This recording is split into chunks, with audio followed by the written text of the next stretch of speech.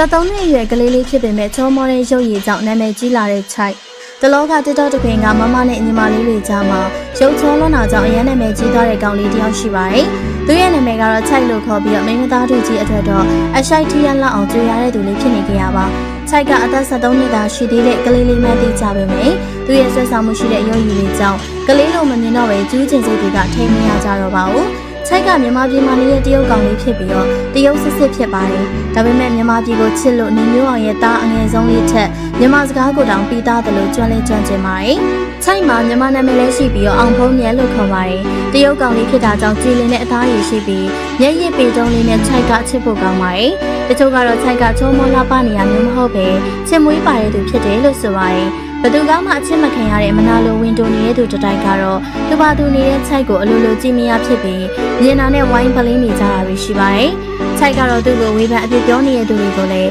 ချစ်ချင်းမုန်းချင်းမရှိပဲအားလုံးကိုခွင့်လွှတ်ပေးထားပါတယ်။